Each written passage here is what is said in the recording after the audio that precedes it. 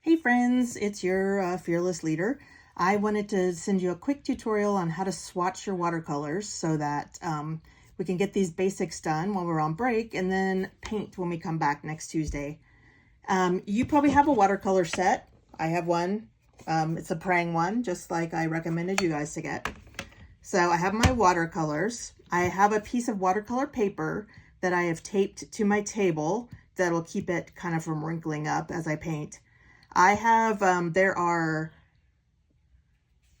let's see, 16 different colors in my watercolor set. So I have just drawn 16 squares on my paper. They don't have to be the same. You just don't want them touching each other because then your paint, one color will run into the other color. And so it'll be hard to know what color each one was originally. And I have my 2 containers of water, which people who were in my class last time probably remember that we have one for dirty water to wash our brush and then one for clean water, which we'll dip in before we go to our colors. I sprayed my watercolors down with just water in a bottle to sort of activate them because they're all dry from being sitting around unused. The other thing I have that I always use is I keep my scraps of watercolor paper, that I just cut up, and I use the little scrap pieces to sort of test my colors, to make sure I have enough water, to make sure I have enough color, whatever I need to do. So I'll have this by me, and I'll have just a wash rag or a dish rag that I use to blot my brush off if I need to. So I have my number 10 round brush, which is my favorite. So I'm going to just go ahead and get started, and I'm going to put my watercolors in the same order as they are in the palette. So I have black first in my palette, in my watercolor thing. So I'm going to test it out. Okay, that's probably a little dark, but it might be okay. So I'm going to go ahead and color in my square over here, black. And I'll get a sense of what it looks like, a little bit diluted. All right, so I'm gonna rinse my brush off in my dirty water, and I'm gonna go to my next color, which is brown. And I'm just gonna paint the square brown. Now you're just going to go through all of your colors doing this. Don't forget to clean your brush in between colors so that you have a clear idea of what each color is going to look like.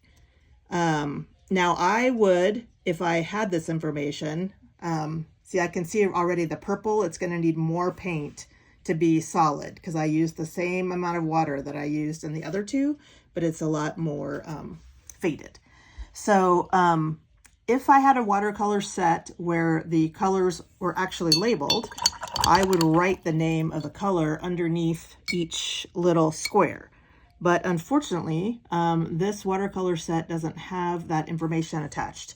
So I might just write, if you ever think you're going to add more watercolors to your collection, you might just add on there, praying 16 color pan watercolors or something like that, just so that if you find this slip of paper somewhere, you'll know what set of watercolors it goes to.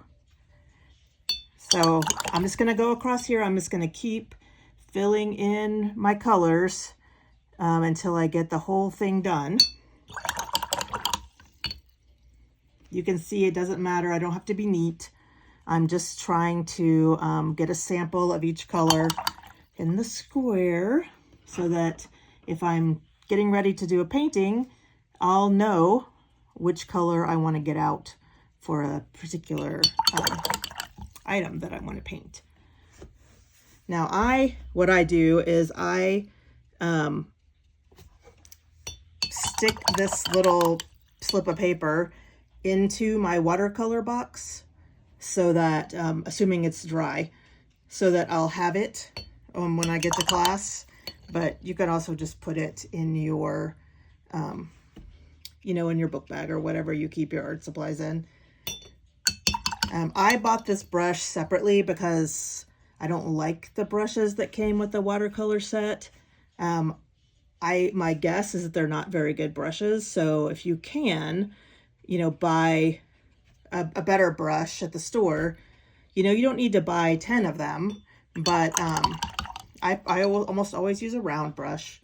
So I bought a set of rounds. So this is a 10, and so I have a 10, and then I would get a smaller one.